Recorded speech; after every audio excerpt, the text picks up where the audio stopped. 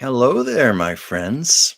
And I do mean my friends. I've come to count on a lot of you to show up for me each week, and I really, really appreciate you. And I look forward to doing this show because I tend to be a little bit of a workaholic. Ever since I started working from home, doing my freelance artwork and other projects. Yes, word, I'm here. I started doing a lot of projects for myself. I find that I tend to work a lot harder at home than I ever did when I had a place of business to go to. And maybe to a degree, some of that is my own responsibility because I tend to be really bad about setting boundaries for myself. And I've talked to other people who work for themselves. It'd be great if I could just adhere to a 9 to 5 at home. No, my, I'm often working on stuff until like midnight, 1 in the morning. Um, I've said one of my jobs is working for the wonderful Dr. Whimsy Anderson as her real life personal assistant, physician's assistant, personal assistant, and I make a lot of phone calls to people within her network of clients. And true to form, I was making calls right up until about 60 seconds before I logged on here. It's like, oh, 5 o'clock. I better drop what I'm doing. But hi, Diane. Thank you for coming. Um, this is a chance actually for me to relax a little bit. It's a set thing I have on Mondays at 5 o'clock Pacific, 8 o'clock Eastern, or whatever time zone you're in that I adhere to. And as I've said before, it's mostly because my channel, Chuck's Captivating Chronicles, if you've been on there, you'll see a lot of videos, but I haven't put anything new on there for a few months now because I have been working on a lot of my other things. Doing a full-time YouTube channel is an enormous amount of work, and it's like a career all to itself, only you're not making much money on it or making anything. And so I needed to just take a break from all of that, but I am adhering to doing this live stream every Monday. I figure it acts as a placeholder. It gives some content for my channel. It lets you know I'm still here, remind you to look at the other things on there, and also just to see what's that word? I have to put the wash in the dryer in a few minutes. That's okay. Whatever you need to do, it's fine with me. We're just here to have fun. You certainly should know by now, if you've been watching me, I keep this show pretty loose and informal. And I like working that way. And, I've been doing this game now, this YouTube game for about a year and a half now, mostly because of my dear friend, the wonderful Dr. Whimsy Anderson, because I do her show on Tuesdays, Taco Tuesdays, where we talk about a lot of current news events and do some readings. And it's a very different format from this show, but we have a lot of fun. And she was the one who got me into this delicious world. I've said this before. I came into this kicking and screaming, "No, I can't do a live show. No, no." She's like, "Yes, you can. Yes, you can." And she got me in there, and she was gracious and generous enough to let me make my mistakes in the beginning, sound issues and video issues and lighting issues and internet issues and stuff as I grew through this and worked through a lot of the bugs. And then I became inspired to do my own thing. And of course, this is much smaller. It's a much smaller audience, but I have fun doing it. And I like to believe it reaches the people it's meant to reach. And I have all you wonderful regulars out there that, wow, I'm flattered. I'm honored that you join me. You want to hear what I have to say, and I also want to thank you because a lot of you have written me sweet little messages. And I had one person say that he actually watches my show on his lunch break. Obviously the recorded version, but watches this on his lunch break and loves hearing the Hollywood stories. And it's something I very, very much love telling. It's an intrinsic part of who I am. I've had some, you get all the dissenters like, well, why are you living in the past? Why are you talking about these old stars and stuff? Or do you think these people are better or something? And I'm like, I want to say to those people, lighten up. It's just fun. It's something that I enjoy. It's something that I know about and I like to talk about it. And I figure someone doesn't like it, they can just tune out, right? And, let's see, lunch break well, no, Ward, I was saying he watches the recorded version of the show. This goes into the archives. So he didn't say what where he was, but I guess if you're watching it live, it would have to be Hawaii or Alaska. Oh, you're even making me think about Hawaii, how I wish I could go back there right now. One of the things I need to do, I mean, I know you don't need a passport to go to Hawaii, but, it's just a reminder, I've got to get that renewed. I let my passport die, expire, during the pandemic back in 2020 when traveling was the last thing on our minds. I had a big milestone birthday that year, and I had planned for months and months to go back to my favorite place in the world, literally in the world, Venice, Italy. And the reason I say Venice, Italy is because here in California, Southern California, we have a little community here by the ocean called Venice. So out of habit, I say Venice, Italy, where a lot of you are going, duh, shock, we know. But anyway, that's one of my favorite places in the world. And I was there many, many, many years ago. And I vowed to go back there on this birthday. Well, if you remember the pandemic lockdown, I ended up spending my birthday sitting here on this very couch, making phone calls to friends and family. And that was basically the birthday. And that was basically the journey. Though I did have a very sweet thing done for me. My dear, dear friends, Dr. Stephanie Hunter Jones and Dr. Tammy Hunter, um, they had a surprise for me. They knew I'd wanted to go to Italy for my birthday and couldn't, and they arranged at noon, there was a knock on the door, and it was a delivery from a local Italian restaurant, big pizza, and they sent me lasagna and garlic bread and sent me a big tiramisu. It was an Italian feast. And I never forgot that beautiful kindness, just such a gesture that will stay with me the rest of my life.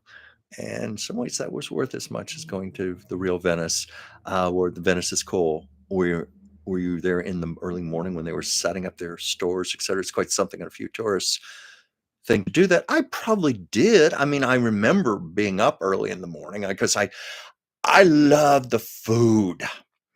So I look forward to my breakfast and my lunch and my dinner and lots of snacking in between. So I was definitely up early enough for my breakfast. Didn't know I was going to be talking about Venice actually.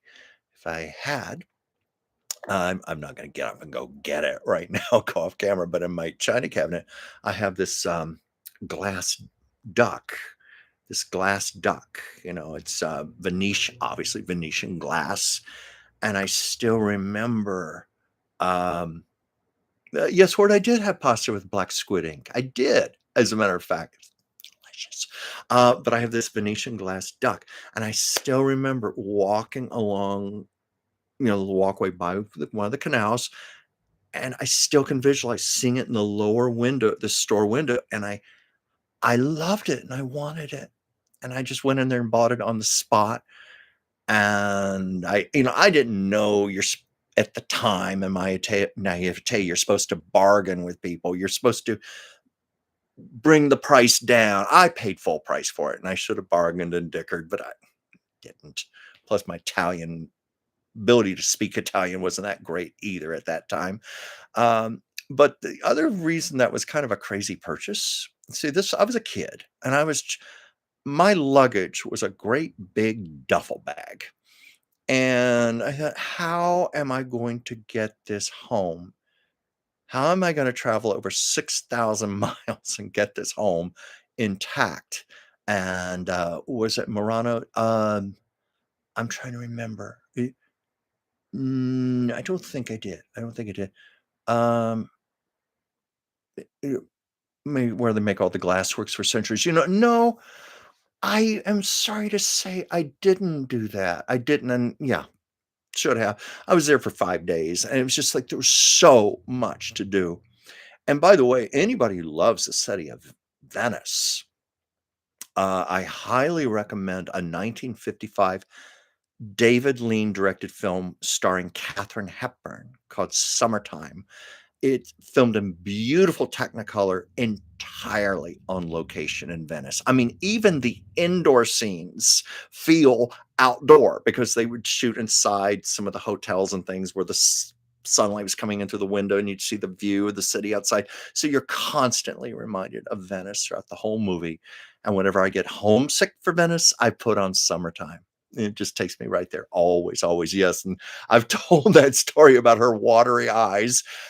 Why don't we tell it one more time here? Yeah, Katharine Hepburn, because it's a comedy drama, and this was a comedy moment where Katharine Hepburn was playing the typical ugly American tourist, you know? You know what I mean?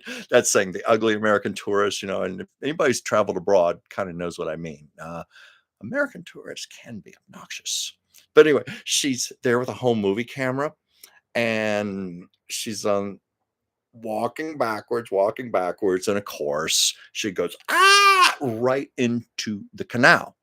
And Hepburn had been warned about how dirty those canals were with all the sewage and everything and all the bacteria. And so she took all these precautions.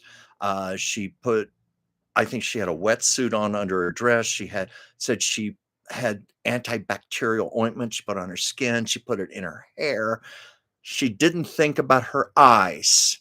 And Katharine Hepburn made this claim. Sorry about that. What happened here? Okay. I tell people not to call me during this time, and they still do it anyway. Sorry. So she forgot about her eyes. She Hepburn made the claim that for the rest of her life, she had her eyes watered. She had this eye infection she could never clear up. That was her claim anyway, that she got it from the movie Summertime.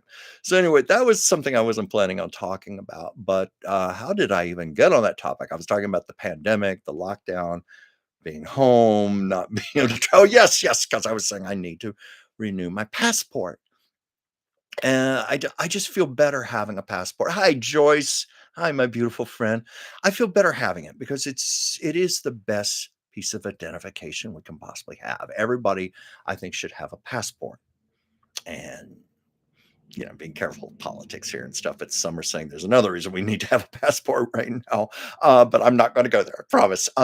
Yes, Lord. I was saying I have the glass stuck in my china cabinet. I don't want to get up off camera, walk and try to get it and bring it here. But trust me, I do. Maybe I'll do it next week. I'll show it on there. But I worried so much about breaking that thing.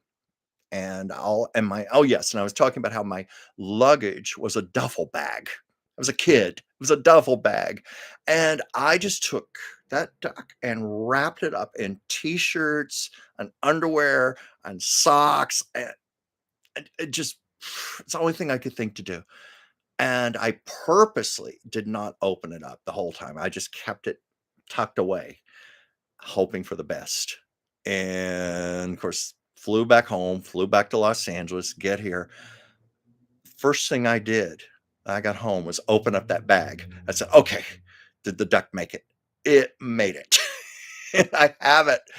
How many years now? Almost 35 years later, I still have it. Now watch me. I was going to say, wouldn't that be funny? Wouldn't that be a comical moment if I went and got it, brought it here, held it up and dropped it and broke it? I won't go there, but I just thought of that. That's kind of the way my mind works. But yeah, I'm getting the travel bug. I want to go somewhere. I haven't done it in so long. I haven't been to Europe since 2009, and I've been there 6 times in my life. Um, and when I leave Europe, I always feel like I'm being torn away from home. I adapt to it very quickly. I love the European people. I love the European way of life. And Joyce, my youngest daughter, was stationed in Aviano, that's close to Venice. Yeah. Oh, I bet she took a lot of trips to Venice. And I know, Joyce, you are very well traveled, so I'm sure you've been there. And Joyce, you said you need to get your passport renewed also. Yeah, this has been the longest in my adult life. I got my first passport, I think I was like 24. This is the longest I've ever gone without having a passport since then, and it's just time, so I'm got the money set aside. They have this thing where if you have a passport, as long as it hasn't expired in the last 5 years, which I'm just barely there. I think they said 5 years, it might be longer. That's all you need, and then a little bit of paperwork and pay your fee. I can't find my old passport. I know it's here somewhere in my apartment. I can't find it. So I may have to take the old route of getting out the birth certificate and all that and whatever it's going to take, but I'm going to do it. We went, oh, Diane, we went to 10 countries in 2024, Scandinavia and the Rhine. I love traveling to Europe. Headed to Spain. Oh, I love Spain. I love Barcelona. Barcelona. Well, again, another one of my favorite places in the world. I've been there twice, and the interesting thing is I did it precisely 10 years to the day. It just happened that way, but I remember it because it was July 4th, oddly enough, so that's an easy day to remember, and I thought, "Wow, 10 years to the day I came back." And this was one of the most decadent things I have ever done in my life. I here in LA, all the movie stars and all the jet setters and everything, when I was working in the health industry, I would talk to all of them and I would hear, "Oh, I just flew to Europe for the weekend and came back." I always thought, what would that be like?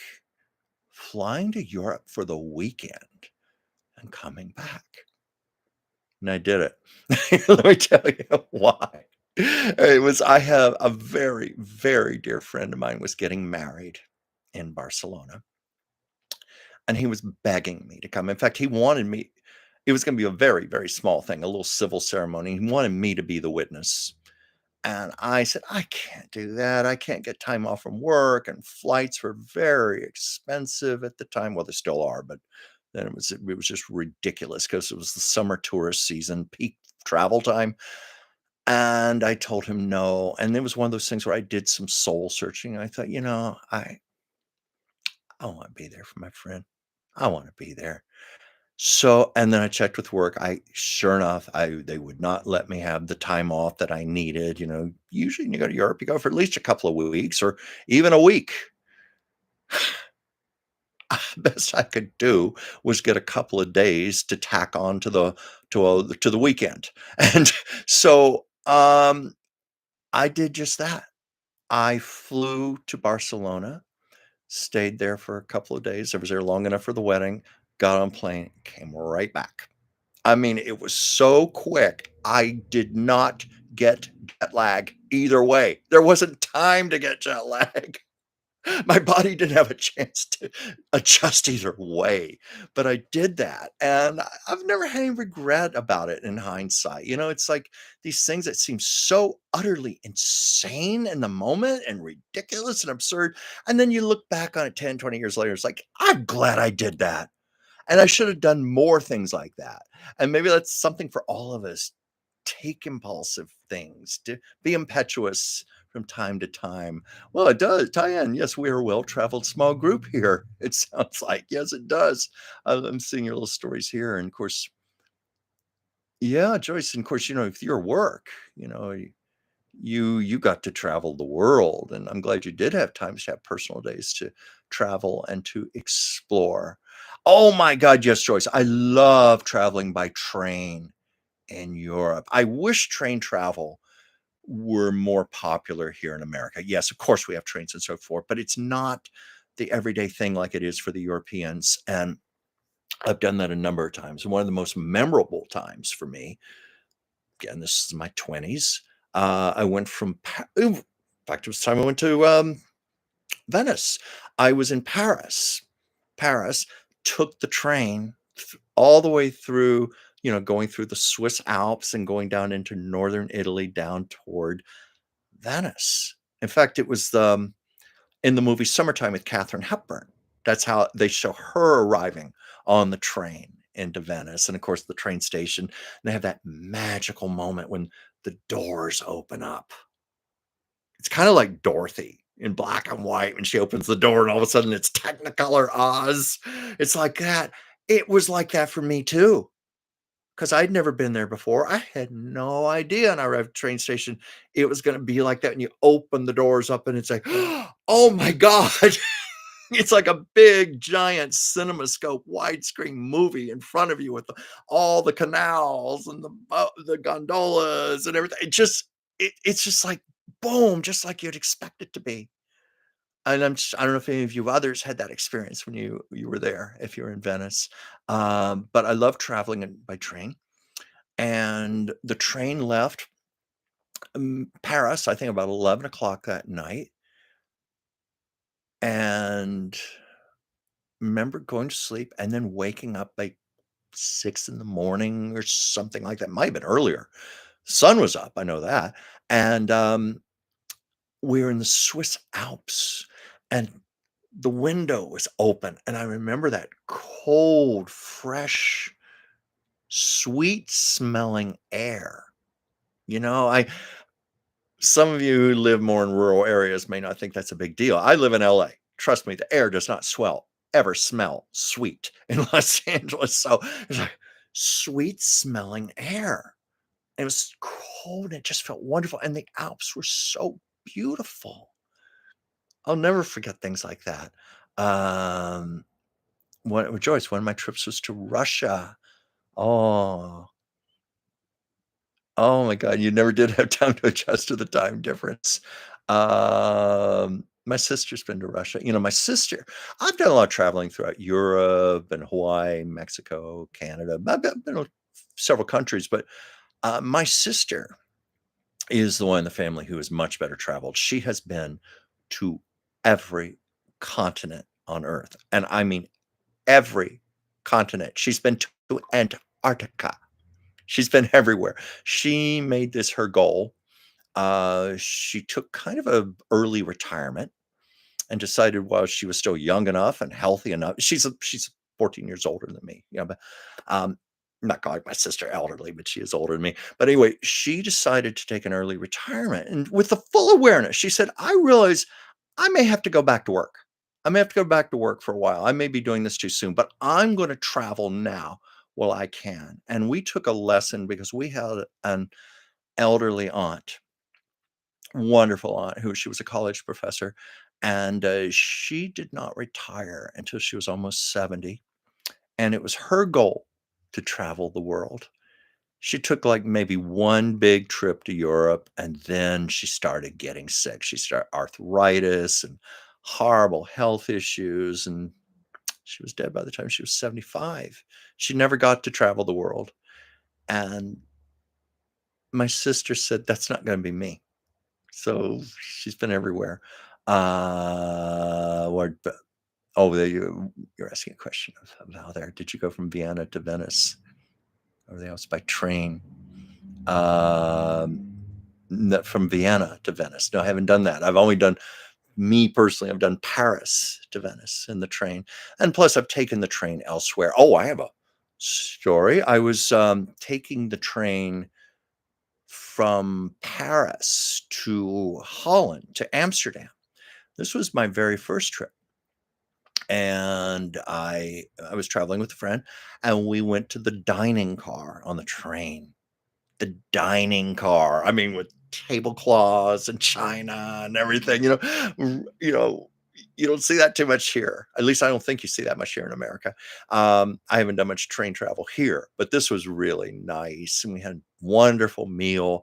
Go back to the seat, and then it suddenly dawned on me an hour and a half later, I left my jacket hanging in the dining car. And that jacket. This was back in the days before digital film, camera film, and I had a 35 millimeter camera reel, those little round canisters with film. I had something like 6 rolls of camera film in there. All these pictures I had taken in Paris and London in the pocket of that jacket. And we had had a stopover in Brussels. I didn't know in Brussels they took the dining car off the train. Lost my jacket, lost the rolls of film. I am heartsick about that to this day. but what's done is done. Live and learn, right? But we love our adventures, we love our travel, and I'm just itching to do it. Itching to do it. I can't really afford it right now, to be honest. I can't, but I'm one of these people. I seem to be able to manifest things, and there's sometimes there are just unconventional ways to do things. One of my trips to Europe, as I said, I've been 6 times, was a close friend of mine, and he was going, and he said, "Look, you know what? I've got all these hotel rooms paid for. If you can pay your airfare, why don't you just come with me? You can stay with me in the hotel rooms. They're all paid for." Well, that was a very generous and kind offer, and I couldn't say no to that. And that was the time.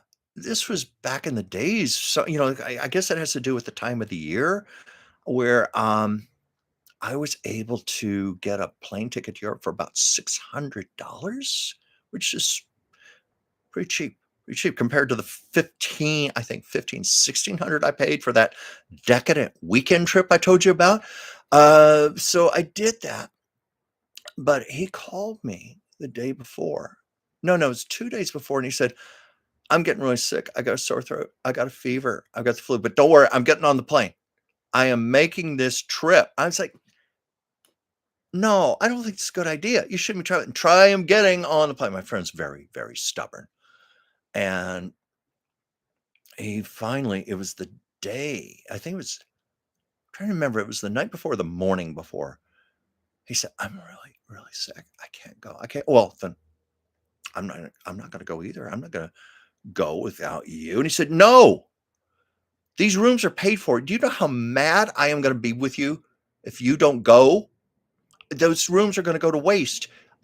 God damn it, go. I will be furious with you if you don't go." And I protested and protested. I didn't feel right. He insisted. So I went. And the interesting thing about that was I had never traveled without a friend. I had never gone alone, and which is silly in hindsight. It's very easy to travel through most of Europe. I mean, certainly the major cities. Even if you don't speak a word of another language, there's plenty of signs directing you. There are so many people in Europe who speak English. People shouldn't be afraid. But I was. But anyway, I got thrust in a position where for the first time in my life, I think this was my 4th trip to Europe, I'd ever gone alone, and I had a blast.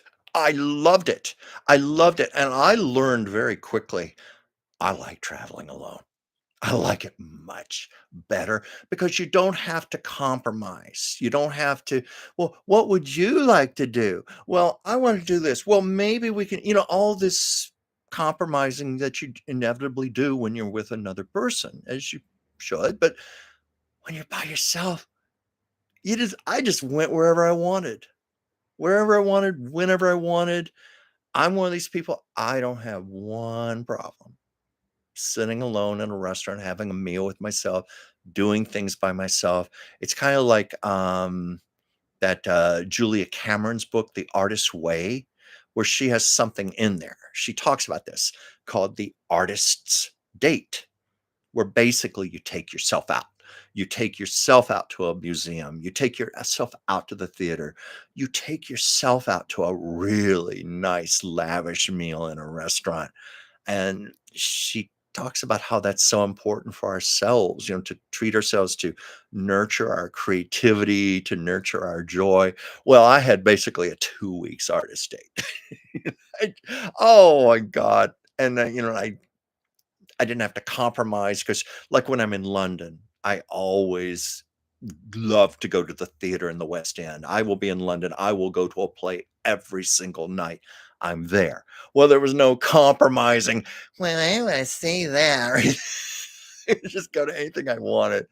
But what I do remember about that summer, global warming had already started rearing its ugly head. Um, Plus, I had never been to London in the middle of the summer, and I had no idea how sweltering hot and humid. that city is. And locals said, "Well, it used to not be this way." And at least at the time, there was very little air conditioning in London. Maybe a few places here and there would have it, but it was not a common thing because for the long forever, it was not necessary. Well, let me tell you, when it was like 98 degrees and sweltering hot, I mean, it was like a sauna bath because, of all that moisture. That's why they have all that fog and all that rain. It was I was soaked all the time. And one night I was going to the theater and I would take the subway, the tube. Yes, I know they call it the tube, the subway. And I had a nice tie on shirt and I was all dressed up and everything. And I looked nice. Well, I was traveling during peak rush hour. So the tube, in this case, it was appropriate. It was the tube. It was crammed full of people. I mean, standing room where people are holding on to those things and stuff. We got stuck in that tunnel for about 40 minutes, not moving. No air conditioning, no circulation. And by the time I got out of there and started walking to the theater, I looked like I had been dipped underwater. My hair was wet. My clothes were wet. I was soaked. It was gross. It was disgusting. So I remember that. Um, oh yeah, well, I have been there in the mid '80s. I've been there mid '80s, '90s, 2000s. But yeah, ice cubes are not common there either. Yeah, you're right about that. You have to request them.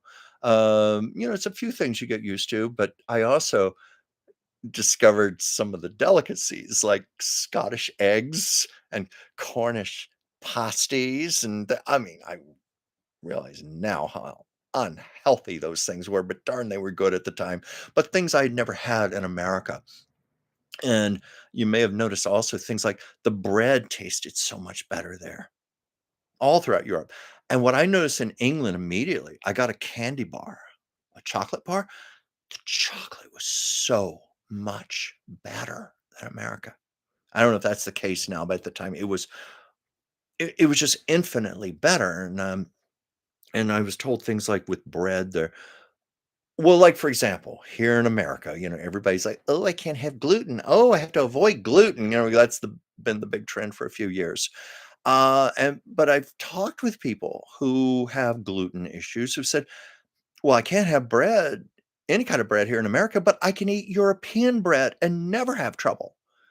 And I asked Dr. Whimsy Anderson, my dear friend, who's a naturopath doctor, and she's also highly intelligent, very well read. And she said that it's a different kind of wheat used in Europe, and that's why it's a much lower gluten content.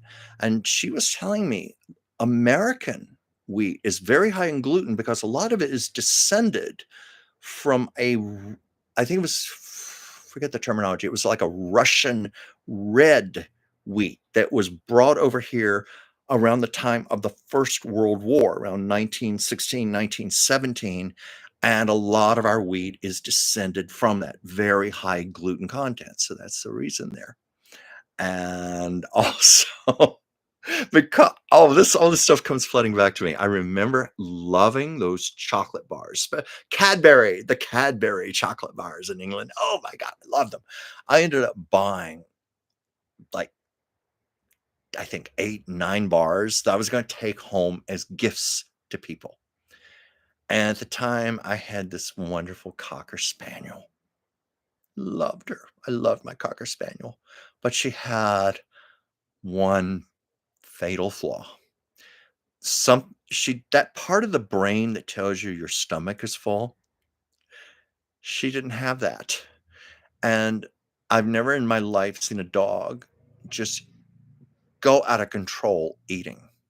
I was always having to put that dog on a diet. She was always stealing food, always. You take her walking on the sidewalk, it was like walking a vacuum cleaner because she would suck it up and eat it, taste it first and question it later. So she was always trying to suck up things like little gum wrappers and cigarettes. And so, I mean, it was almost comical. Someone was telling me that's a characteristic of Cocker Spaniels. And a woman told me I mean, shouldn't be funny, but it is kind of funny. She had like one of those big, what, 50-pound bags of dry dog food, and she was away for the day, came back. Her Cocker Spaniel had ripped through the bag, stuck its head inside, and just ate and ate and ate and ate until it passed out. The dog was lying there on the floor, bloated, with its head still inside the dog food bag. And I said, "That sounds just like my dog. That sounds exactly like her." So anyway, the reason I'm telling this is I took these beautiful Cadbury chocolate bars home to be presents for people. I was very tired, jet lagged. I had to be at work the next day. So I wasn't thinking when I left my open suitcase on my bed. Yep, come home. The dog ate every one of the chocolate bars. Everyone. She ate.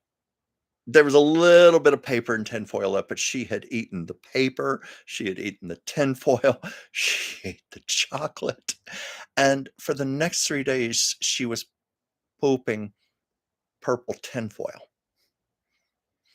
I mean, I was like, "Oh, no." Well, anything that saying that chocolate is supposed to be very dangerous and poisonous to dogs? I think I proved that's not true. 'Cause my dog, she put on a lot of weight, but she was happy, and she certainly didn't seem to suffer any adverse consequences. And I'm remembering one other time, I had, a chocolate bar. I had a piece of candy or something. I left it in the pocket. It was a nice pair of dress pants, really expensive pants, and I forget why I had a piece of candy. It was given to me or something. I put it in the pocket, and rather than hanging the pants, I draped them over my chair for the night.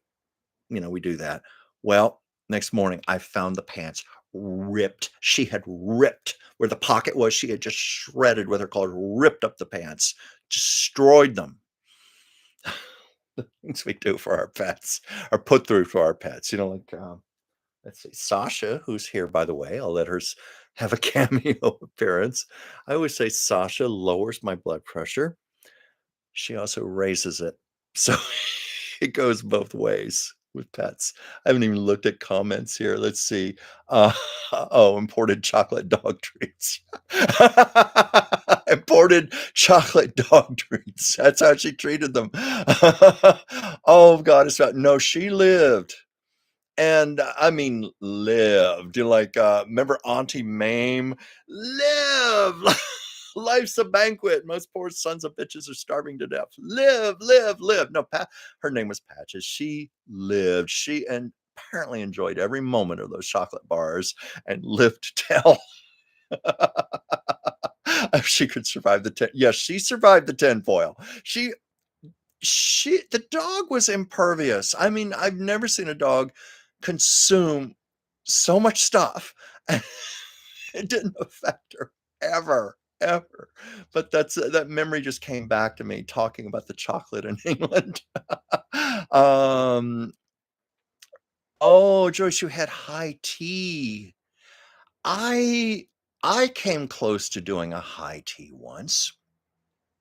Only it was in Honolulu, and it's that famous hotel, that pink hotel. For the life of me, I can't think of the name of it, but it's like the most famous hotel in Honolulu. It's been there since at least the 1930s, maybe even earlier. And in the lobby, they were serving high tea, and it was $40 to do high tea. And I thought, but it was my birthday because I went there for my birthday that year. And I thought, I've never done this and I should. And then I thought about it. No, I don't want to spend $40 for that. And then now I'm thinking, like I said to you, we should all take impetuous opportunities in our life because you look back on it later and like, I'm glad I had that memory. Well, I didn't do my high tea. So, Joyce, when I talk to you on the phone, I keep promising I'm going to call you. Oh, and by the way, Anastasia wants to give you a call too. We both think about you. We love you very much. So we haven't forgotten you. But I want to hear about what a high tea was like. Um, let's see. Or you had a dog that used to eat rocks? Well, my dog probably tried that too. Uh, it just became the joke. She was like a canine vacuum cleaner. I loved her dearly. Her name wa I said her name was Patches. That's not a name I would ever give a dog or a cat. I like something a little clever, more clever, a little classier than that, but she was given to me as an adult dog. Her name was Patches, and when the people who gave me to a nice elderly couple, they were looking for a home for her. I had just had a Cocker Spaniel puppy die, only 9 weeks old, Parvo. And yes, he had had 2 rounds of vaccinations, still contracted Parvo, and, I'm ashamed to admit this now because I know we should not buy dogs and cats from pet stores, from puppy mills. We shouldn't. We just shouldn't. There are too many dogs, in shelters and so forth who need homes. Of course, I'm saying that having gotten this little girl from a private breeder, but I want so you can see her popping up. I love Siamese cats, so that was my reason. But I'm told with a lot of those puppy mill dogs, they are taken away from their mothers too soon before they have a chance, because there's colostrum in the mother's milk. So they never get to really build up their immune systems. So poor little puppy died, 9 weeks old. I'm heartbroken as could be. But anyway, a friend heard about it and said, "Oh, I know somebody's looking for a home for an adult Cocker Spaniel. And would you consider that?" And I said, "Well, I'll consider it. I'll go out and look at the dog." And I rang the doorbell. The door opened, and that dog, she ran to me like she had always known me. It was like just this instant bond. It's like, "You're here to get me. I've been waiting on you. Where have you been all these years? Take me away from these people," And she was so beautiful. But the older couple said, "Oh, we love Patches, but we've got this problem. She keeps eating our other dog's food." And I didn't think anything of that at the time. She keeps eating the other dog's food. That should have been enough warning right there, what I was getting into. But I always loved her. I always felt she was meant to be in my life. And I can even tell you, guess we go off on tangents here. Quickly, I'll try to tell you this. I have this thing. When I was 14 years old, I my birthday present was a little black and white female Boston Terrier. And I got her with my parents on the first day of summer, which I was at June 21st. June 21st, summer solstice day, as the sun was setting. Well, flash forward a number of years later, Patches came into my life. Totally coincidence. Summer solstice as the sun was setting. Flash forward a few years later, total coincidence, when I drove down to San Diego to pick up this little girl, 10 weeks old. She's saying, "Put me down. I don't want to be on camera right now." Got this little girl. Again, total coincidence. Summer solstice as the sun was setting. So that's 3 times that's happened in my life. All in all cases, a female pet, and well, she's not really black and white, but I think she falls into that category. But Patches was a black and white Cocker Spaniel, hence her name, Patches. Ginger, the Boston Terrier. Starts a golden retriever. Whoa, big difference there. So I don't know what that's about. It's a sweet thing. Uh, so she had a Cocker Spaniel you named Burley. They are sweet, sweet dogs. But anyway, that's how I got Patches. She just came to me, just ran to me like she already knew me. Go outside. I opened the car door. She just jumped in. And all the time I had her, she never gave me any indication that she ever missed her previous owners. She ever missed her old home. She just adapted right to me. So I think it was like a soul thing. Um, I've had psychics, intuitives say pets definitely reincarnate, and many times the pets we've had before come back to us. Tend to think that's true. And I'll tell you one of my great fantasies. or maybe it's not fantasy, so that's the right word for it, but supposedly when we die and we make our big transition, that day of reckoning, we get to see all of our loved ones again, but all the pets we've had in our life come to us, all the pets. And when I heard that, I thought, I'm more excited about that than a lot of people in my life. Truly, I want to see a lot of my dogs and cats again. That's what I care about. It's like, oh, grandma, I'll talk to you later. I would be like that on the other side. um, what's this word? Maybe you should take Sasha to uh, what Chichen Itza to witness the snake staircase that only appears at high noon during the summer solstice. I'm not familiar with that. Interesting. I mean, I don't know what that means. The significance of summer solstice, but it's happened, and also sunset, summer solstice, with 3 pets in my life, and all 3 of those pets I've been very, very close to. Um, Goddess vow, I hope that my special needs brother was reunited with his spaniel Champ when he passed. I hope so too. I'm sure obviously I love animals. They're very dear to me. And one of my favorite cartoons I ever saw in my life, it, it was the clouds, it was the gates of heaven, pearly gates, and all the clouds and the angels. And this man is just arriving, and there's this little dog running out toward him. And St. Peter's going, oh, you must be little Billy. He's been asking about you for the last 50 years. I just, ah, I would be like that. Like, oh, I just think about it. All your pets, all the pets you had, and you were a child, all of them just coming out to greet you at once. That would be my heaven. That'd be my heaven. Again, Grandma, I'll talk to you later. I'm gonna be busy with these people. Mom, Dad, I'll talk to you later. Oh, War of Mayan pyramid. Wow, I love the idea. Um, I would love to see the Mayan pyramids. I've only been to Mexico one time. I'm assuming that's Mexico when you say Mayan. Am I right on that? Forgive my ignorance here, my sudden ignorance here. Um, Usually I'm pretty good with geography, history, but um, first time I ever went to Mexico was not such a pleasant experience. It was after I moved to Los Angeles, and I had a new car. Car was only 4 months old, and I drove down past the border, San Diego into Tijuana, and then along the Baja coast to Ensenada.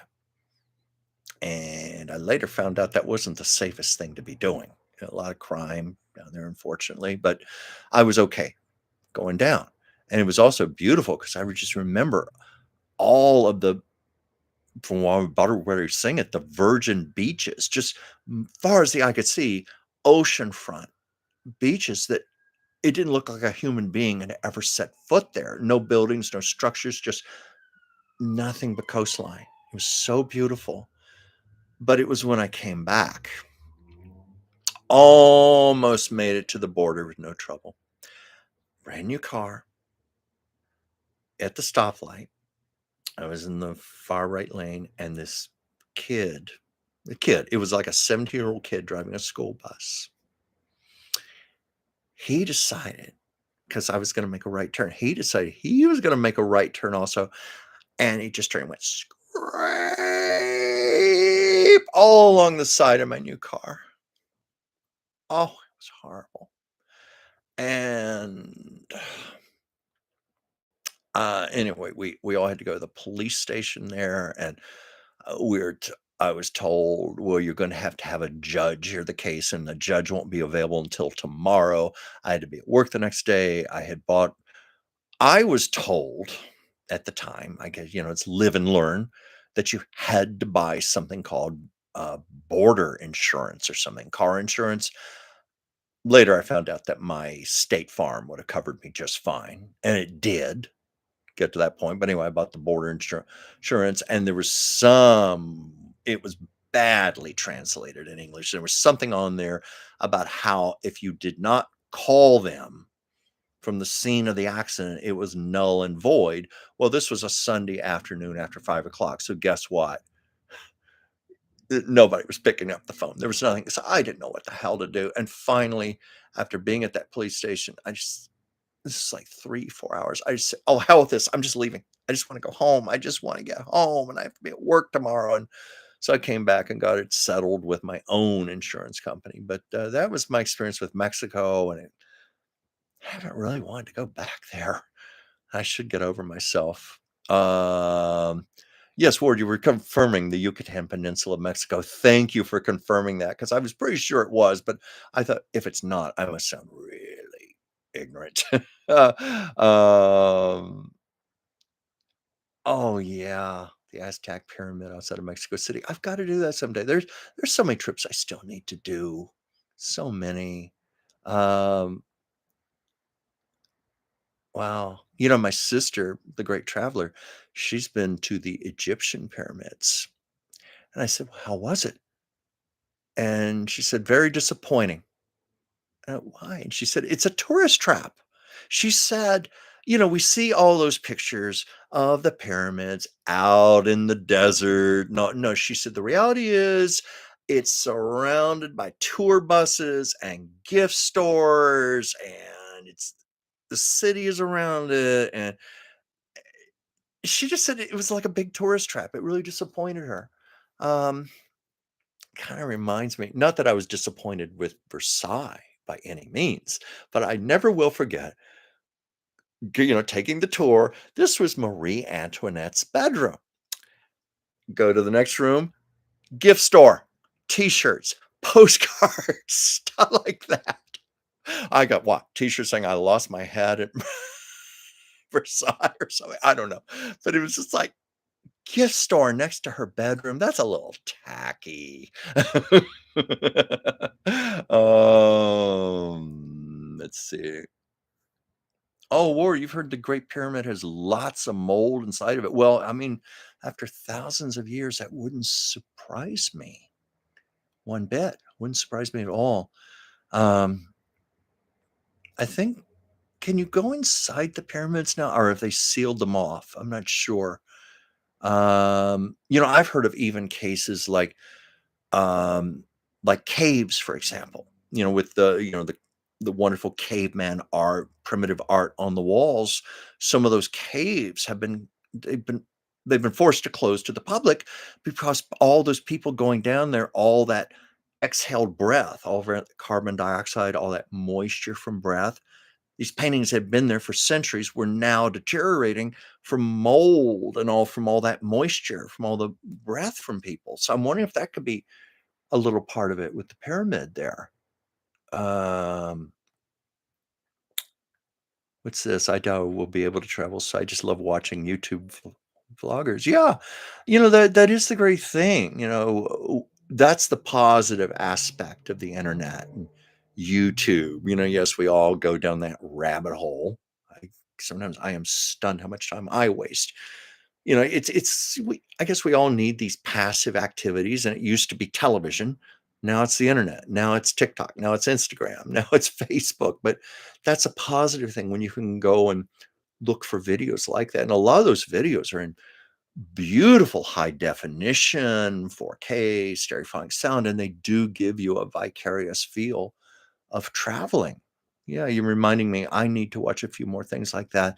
In fact, I was always a big history buff, and I need to really get out my books and get back to it again, refresh myself and also take advantage of all the education, all the history that's available to watch and learn from on the internet and YouTube. Yeah, thank you. That's just a reminder for me. Or you can go inside, but it's very expensive. Yeah, I guess that's at a premium. They can do that. There are enough people who'd like to be able to say, I've been inside the pyramids, but maybe I wonder if that's also a deterrent to keep it from getting too crowded. And for the reasons I said, when you have people coming in, it can be very destructive. It's just, A lot of things that have survived for centuries in the last 100 years because of our modern age have started dramatically deteriorating. Like I understand the Colosseum in Rome with, with all the roads, all the cars, all the traffic and pollution, everything going around and around and around it. It's starting to crumble and decay because of that. We hear these stories about a lot of the structures in ancient Greece deteriorating from all the air pollution and the acid rain and uh, you know museums, paintings, like fabrics, tapestries.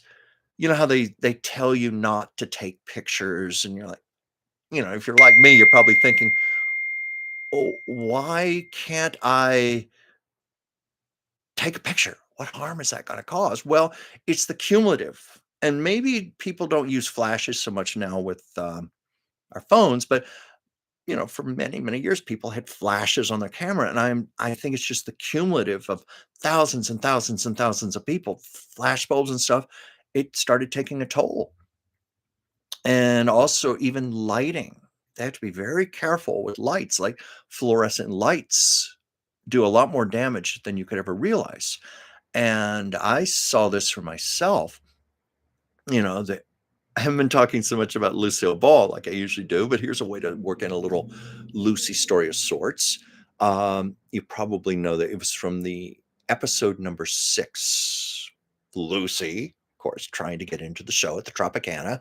And it's the one where she had the quote unquote professor costume, the big droopy bow tie and the tailcoat and the hat. And if you recall, that's the one where she got on her knees and started playing the horns, like a trained seal, and Ricky was throwing fish to her from a bucket. That outfit, the professor outfit, that I've seen that. Let's see, this was back in the early 90s. It was shortly after Lucy died. At Universal Studios here, they had a Lucille Ball museum, and they had a lot of those costumes there. So they had the professor costume, that and, they one where she was, "I'm Sally Sweet, the queen of Delancey Street," and everything goes chick, chicky boom, chicky boom, that number, and she wears that sequin dress, I'm sure you know what I'm talking about. Well, anyway, you can't see this in black and white, but in person, it was a beautiful emerald green, and I saw those costumes in the early '90s when they still looked pristine. I saw pictures of them recently because they're now in the Lucy Desi Museum in her hometown of Jamestown, New York. And apparently, whoever was exhibiting them did not do proper archival lighting because both those costumes were so faded. Oh, it was heartbreaking. That beautiful green sequin dress, most of the green had faded completely out of it. And I knew it just from stupidity of having overhead fluorescent lights and not filtering them or taking the proper measures. So I can see where that's an issue with museums, keeping these priceless paintings and artifacts from being damaged by tourists and by just modern living, modern elements, modern lighting.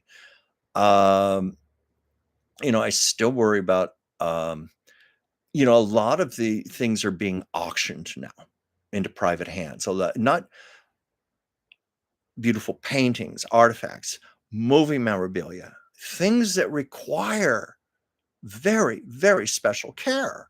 And I sometimes worry, well, if these are going into private hands, are these going into the right private hands? People are going to know how to take care of them. It's like that person who spent $32 million. I think it was at least $32 million. It might have been a little more than that for a pair of Dorothy's ruby slippers from The Wizard of Oz. This was a big news story very recently, I think last month.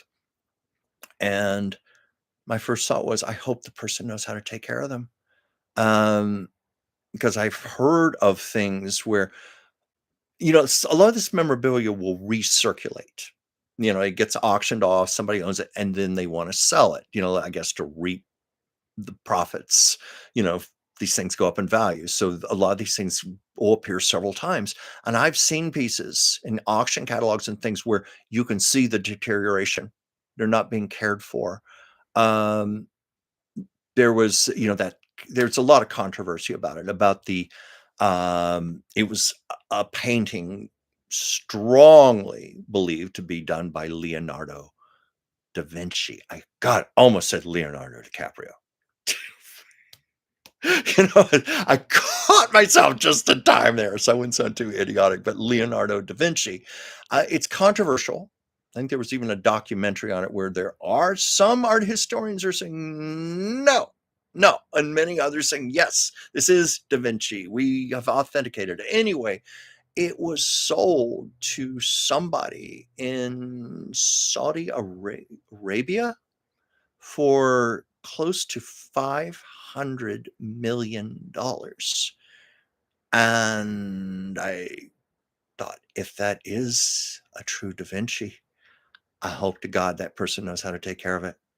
Because, Da Vinci typically painted on wood. Wood rots, deteriorates. The paints are fragile. Say nothing of being over 500 years old. The authenticated Da Vinci paintings, like the ones we have in the Louvre, like the Mona Lisa, they have to take incredible measures to preserve those. The Mona Lisa, the measures they have to take to preserve that painting, it's, if you've ever been to the Louvre and seen it, it's behind bulletproof glass and special lighting. It's climate controlled behind the bulletproof glass, everything possible. I think they even have something where at night a security guard presses a button and the painting on the wall lowers down into a vault. And then the next morning, comes back up again. But they also periodically have to take it and they do a detailed analysis of the painting, look at like parts under a microscope, and they scan it and x-ray it and what have you, just to gauge if and how much damage there has been to it and deterioration, because these things are just aging before our eyes. So that's a big problem, in my opinion, with people getting these things in private hands. It's like, oh yeah, you saw Debbie Reynolds costumes in Vegas. I saw those myself. Um, they, it was when Debbie Reynolds, obviously still alive. This was my what, 2011 or so. She had wanted for many years to build a Hollywood museum. That was her sacred dream. So she spent about 40 years building up a world-class memorabilia collection. And finally, she threw in the towel. She gave up. She said, I've tried. I've tried. I can't get this museum built. I can't get the funding. I can't get the support. So I'm auctioning all of this off. And so it was in Beverly Hills. And I went to the preview for it. And it was dazzling. The things she had. And again, I hope those things went to good hands, because there were some priceless things. Well, not literally priceless. But I'm referring to like Marilyn Monroe's subway dress. That famous white sundress she wears as she stands over the subway and it blows up. That dress went for $6 million, and it was fragile. It was already starting to look fragile when I saw it on display. And another interesting thing about it, it wasn't white. Because that's a common technique in making movies. White does not photograph well, especially black and white. It looks too glaring.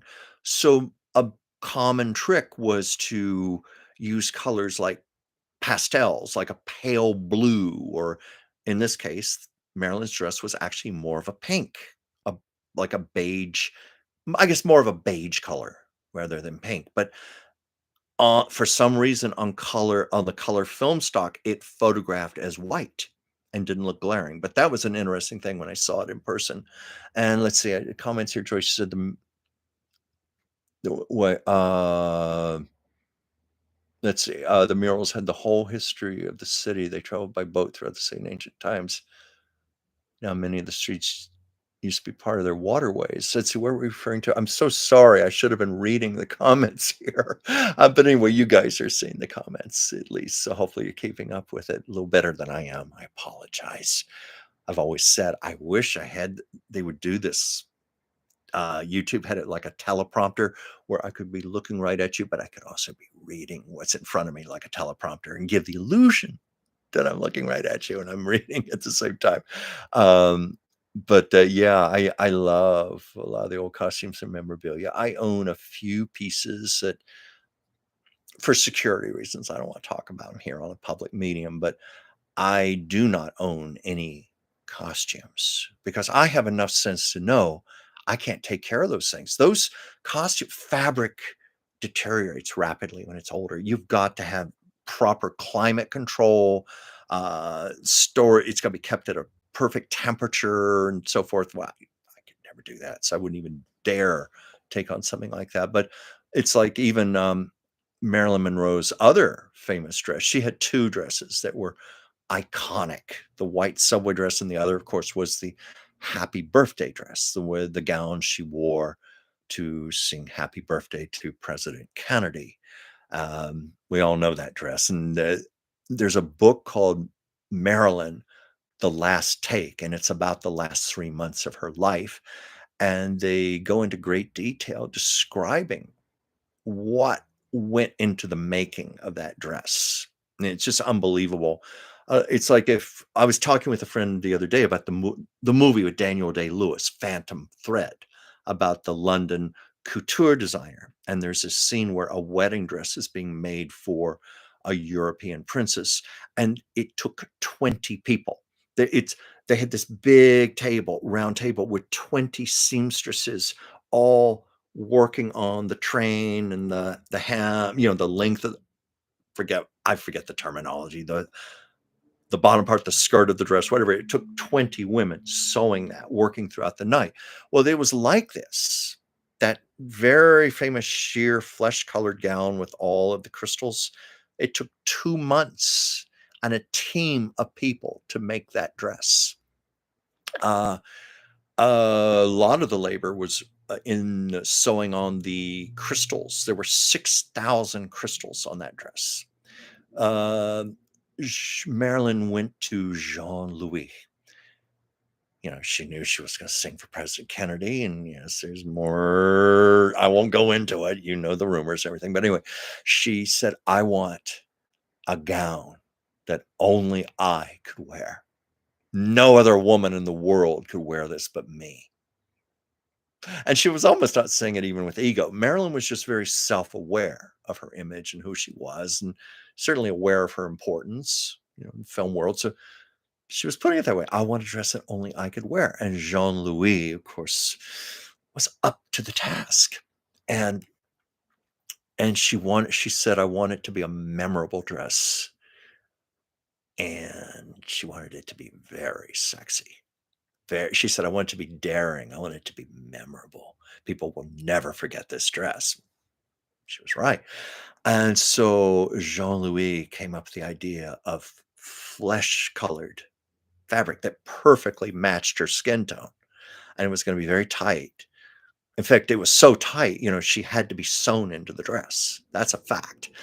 But it clung to her body. It was the same color as her own skin. So it gave the illusion that she was nude. Only she was nude, but covered in sequins. And Jean Louis he wanted this dress to be spectacular. So he knew of this very, very rare silk. And I don't know if they had to, how they got it her flesh color. I forgot the story, if it already was or if it had to be dyed. For that, I'd have to look up in the book. But I know Jean Louis had to send away to France. And there was only one bolt of this silk in existence in the entire world. And he ordered the whole bolt because he didn't know how much he was going to need to make the dress. And because the dress was so sheer, the silk, he had to do layers and layers, like silk, layers on top of layers on top of layers on top of layers. And to fit Marilyn, she had to stand nude on a like a what do you call those things? Those stands, like if you go to the tailor or whatever, you stand on, you've got the mirrors, all the three-way mirrors around you and everything.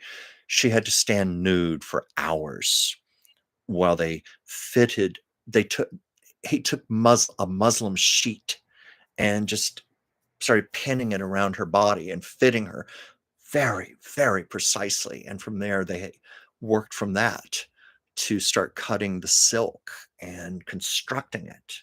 It took a team of people to do this. It was a very delicate operation. Pedestal, maybe that's the word for it. I don't know. I was thinking, do you call it a pedestal, a stand? I mean, men and women both. We've been to the tailor and we've had to stand on that thing while they fit us, like us guys when we get fitted for a suit. It was like that.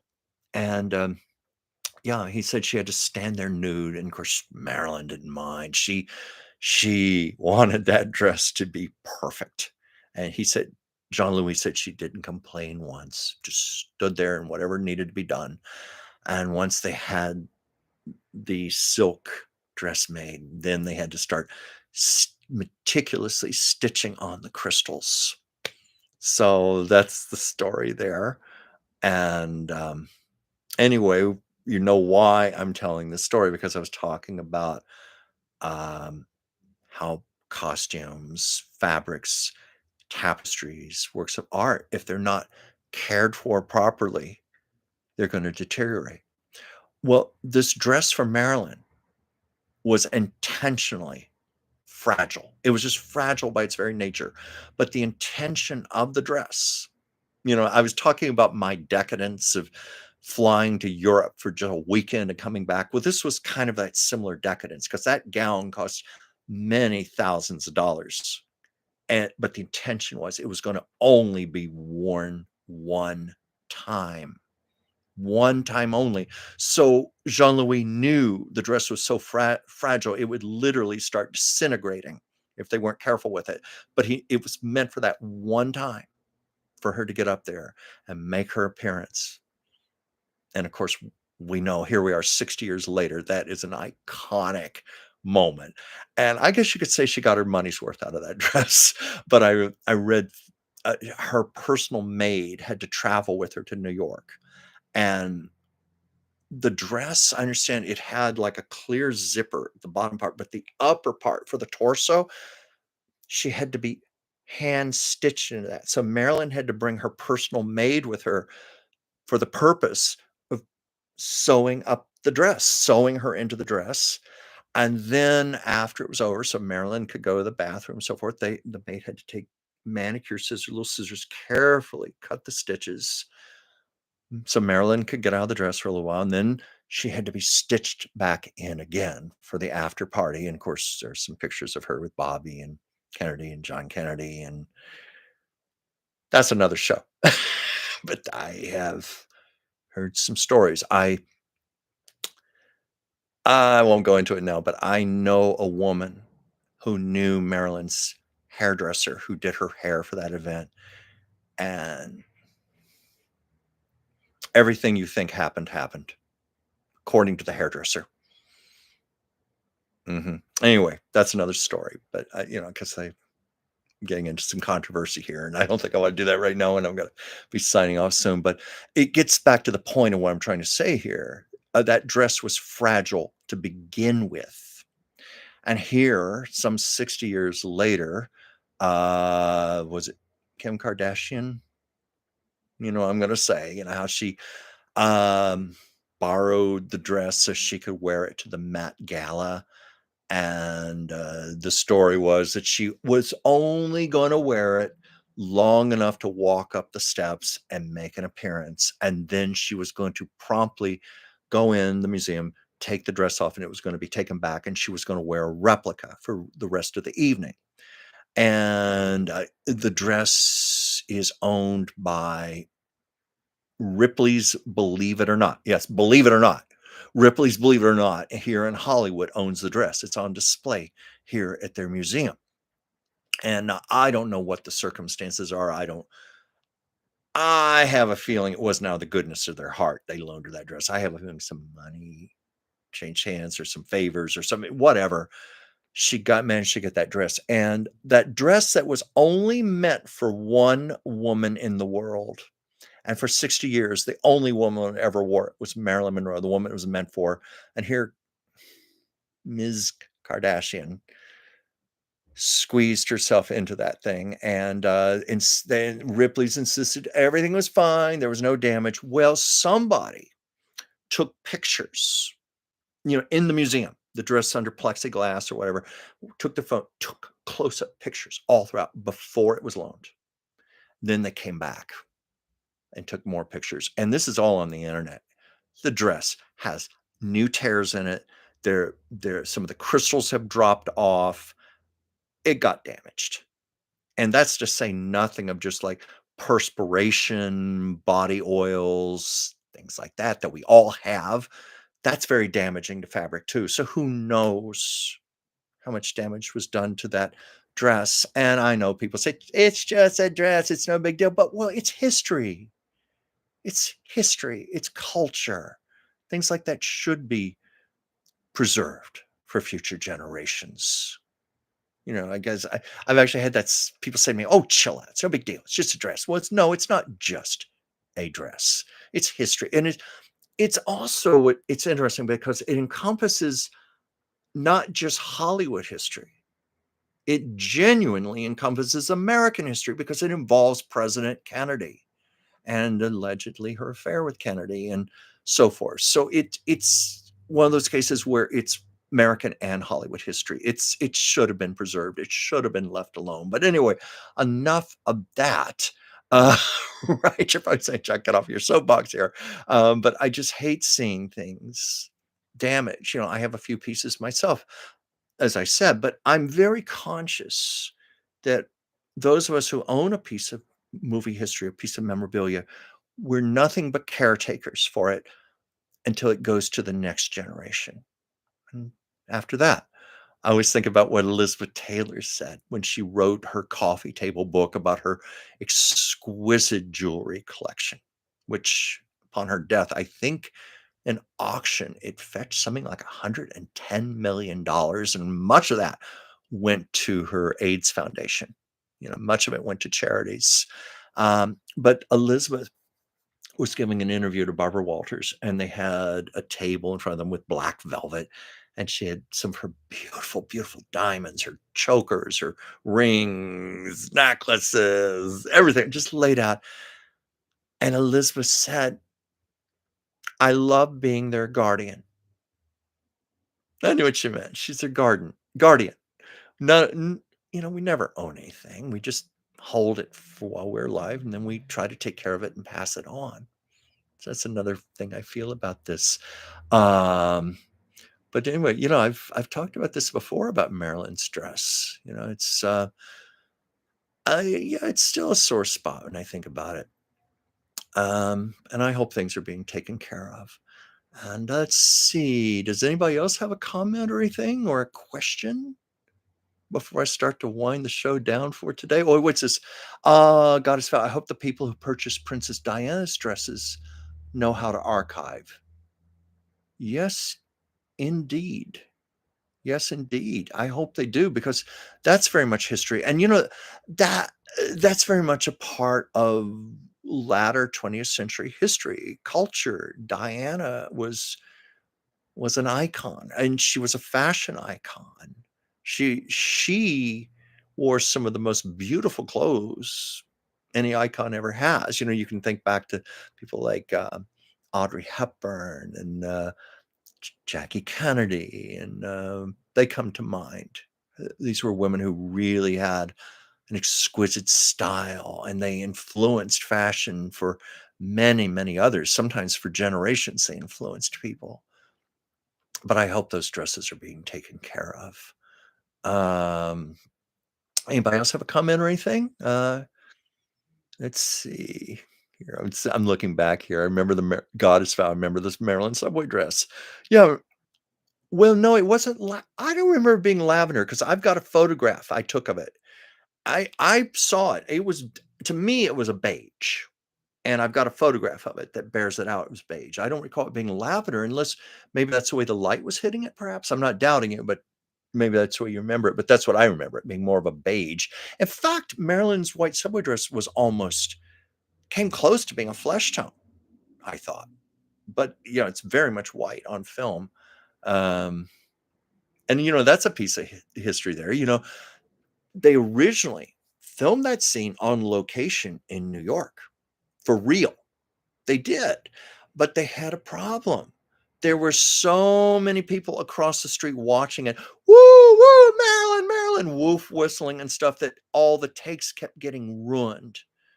And there were other technical problems. So what they had to do was go to a soundstage at 20th Century Fox and recreate that whole thing where she's on the subway grating.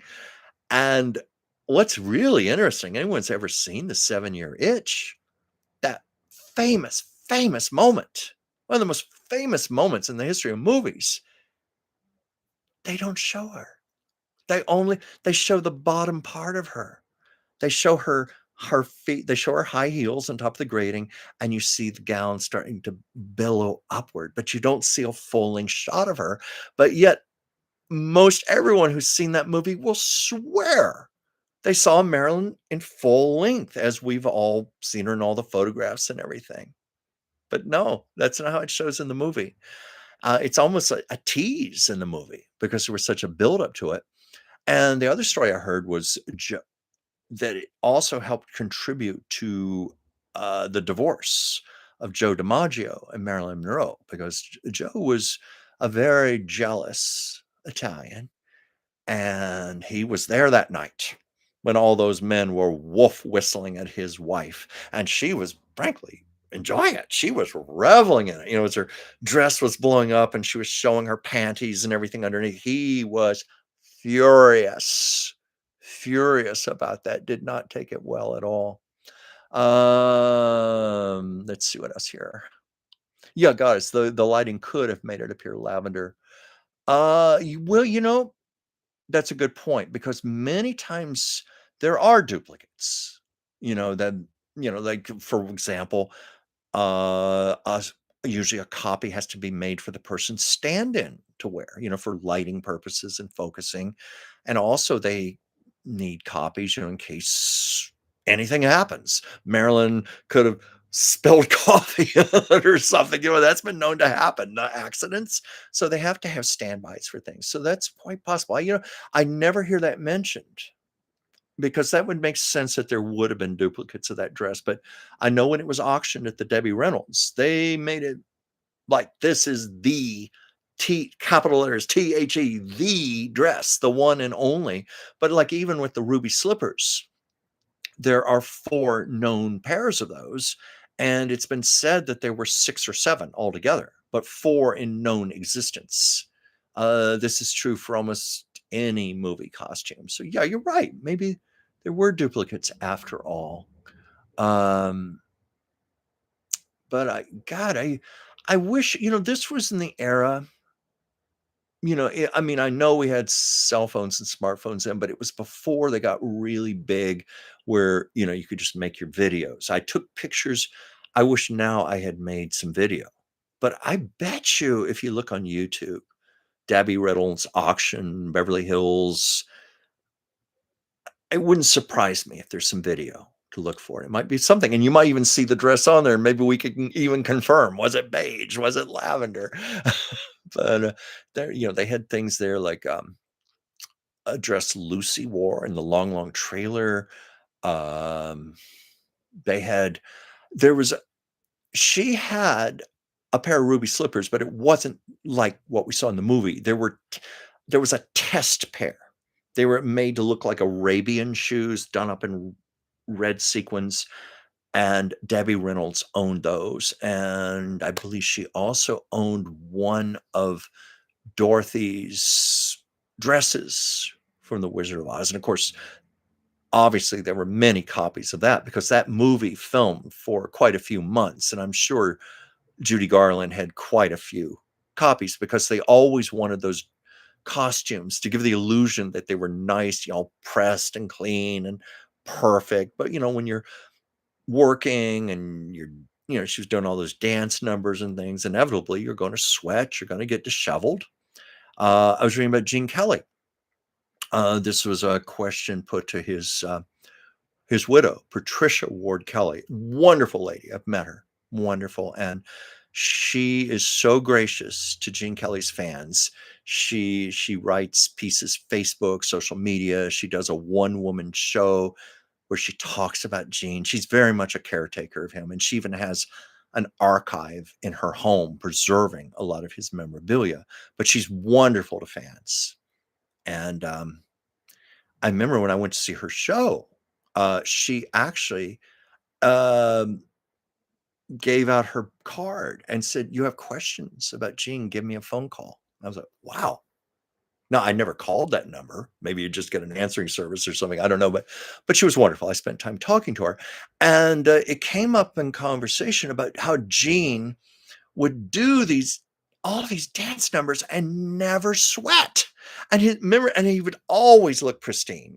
All of his shirts, everything, pants, everything was all pressed and clean. Never mind, he'd been doing all this. I was like, it came up, how did Gene do all that and not sweat? And Patricia said she asked Gene that because she was, they met because she was going to write his autobiography. And by the way, she's still planning to do that. She just said she loved him very much, and she was devastated. He died. She's much younger than him, but she never remarried. He was the great love of her life, and she said, "It's just so painful for me to go back and write this book, but I'm gonna do it."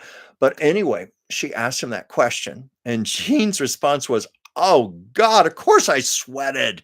I sweated like a pig." He was basically he said after every take, he would take his costume off and they'd have another costume for him to put on. And there were so many multiples, so many shirts for him to put on.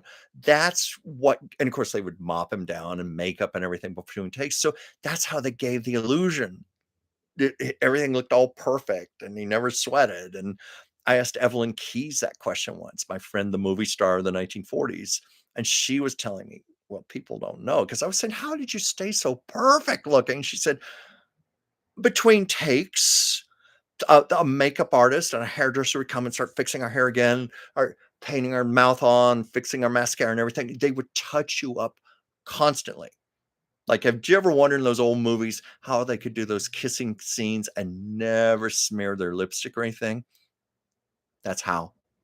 Between takes, the makeup artist would come clean them up and fix them up again, then they start filming again. So it's the magic of the movies. It's like some of the most beautiful movie musicals to ever come out of Hollywood came from MGM. Well, Culver City has improved over the years, but when I first moved out here, Culver City was one of the ugliest little towns I've ever been to in my life, and I thought, "This is where the Wizard of Oz came from, and Singing in the Rain and American in Paris." But, it's Hollywood. Um, oh, yeah, I was just looking at some of the comments here, Joyce. One of my mother's friends said we get films and project them on a big screen, we go watch them. I used to do that when I was a kid. I did, there was something called Black Hawk Films where you could buy movies on Super 8 millimeter and 16 millimeter. And I started off when I was like 13 years old with silent movies on 8 millimeter, and I'd have a home projector, and I had a movie screen in my basement and everything. And then for Christmas a year later, I begged and pleaded with my parents for a sound movie projector. And I said to my parents, because I was saving my allowance, I was saving my money to get one. I said, all I want for Christmas is just give me the money that I can put toward my projector. It's one of the sweetest things my mother and father ever did for me. They surprised me Christmas Day with the projector. And you know me, you know how I love movies. So to be 14 years old and to be able to have a screening room in my basement and have sound and everything and all these old movies, that was one of the great joys of my life. Yeah. Well, anyway, I've been on here an hour and a half, and I think I'm going to sign out for now, unless anybody has a final thing they want to say. I'm going to say sign out for now. I'll be here next week, as always. Remind you that I do Dr. Whimsy Anderson's show. Her channel is The Oracle of Whimsy, and it's Tuesdays, 5 p.m. Pacific, 8 p.m. Eastern. She and I have a lot of fun together because we're old friends. So we just bring that to the camera. We just play off each other, but we can get a lot more serious topics. And with what's going on right now in the government, we have a lot of material to work with.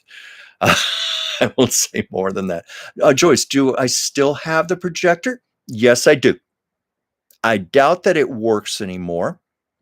And I know you can't, projectors require these special bulbs that are not, it's not even manufactured anymore. So I wouldn't be able to even put the bulb in it anymore. And I have no idea if it works. And the films I have probably deteriorated. But yes, I kept it because it was, I thought, one of the most beautiful gifts anyone ever gave me. It was from my mother and father. And when it came time to clear out my parents' house, we were clearing out the basement and the attic. I thought, I can't throw this away. I can't. So yes, I have it. It's packed away, but I have it here. It's still in my possession. So anyway, that's the story there.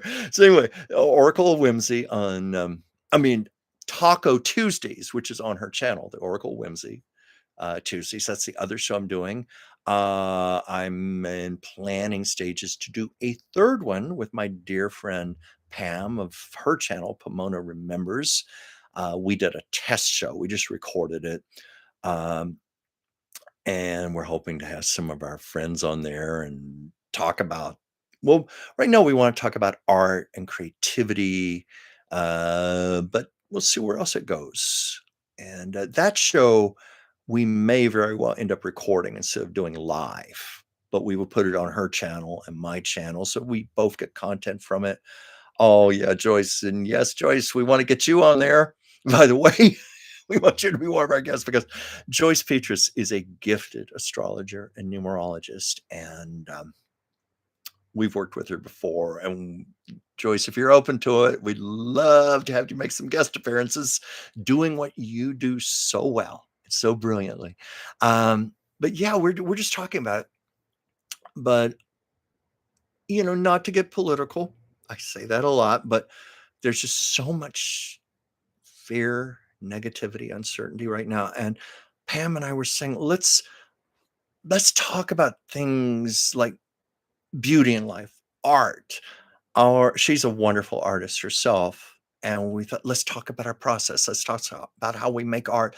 Let's invite people on who are artists and have them talk about their artistry also. Let's bring some light into the situation and help people to find their own art, their own artistry. Because I talk to people, go, well, I can't draw, I can't paint, I have no talent. Nonsense. Anybody can make art. You can tear up pieces of paper in a magazine, make a collage. You can get some paints and do something abstract. You can take your phone, take pictures, or maybe your art is crocheting or knitting, or it's cooking in the kitchen. But we want to take the show to inspire people to make their own art, to find their own bliss, their own joy. And we'll see where it's going to go. So anyway, that's something that's in the planning stages right now. One day we'll get back to making some more videos about old Hollywood and Lucy, I promise. But for now, I'm going to sign out because it is now over 90 minutes. I just want you to know I'm grateful to all of you who come here each week. And it just means everything to me to have your support. And those of you who watch the show when it's recorded, that means a lot to me too. Oh, yes, before I forget, I had people asking me about something because I was showing this emergency radio light phone charger device recently because I was talking about the fires here in Los Angeles and how I didn't have electricity for 3 days. As you can see, my home did not burn down, thank God. But I was lucky, so I'm not complaining. I was just inconvenienced, but no electricity for 3 days.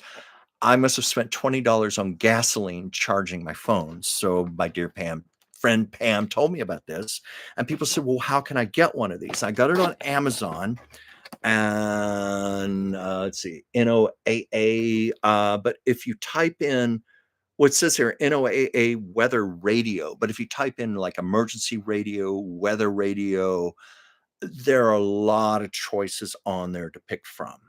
But Anyway, it's on Amazon, it's 32.99. I think they got some that are a little more, there's some are a little less, but not trying to do an infomercial here, but I just think this is really important because we all, not all of us, but many of us live in parts of the country where there are tornadoes, floods, hurricanes.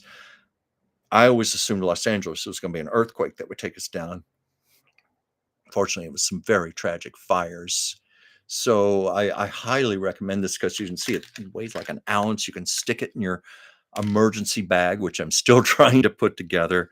But anyway, that's the name of it, NOAA Weather Radio, for those who were asking me. But again, you can find these easily on Amazon, and we'll do it. We'll do it. We go. I think we all should put our emergency kits together. So anyway, I'm going to sign out for now. Finally, I just want to send you my gratitude and my love, and I will be here next week. I'll see you then.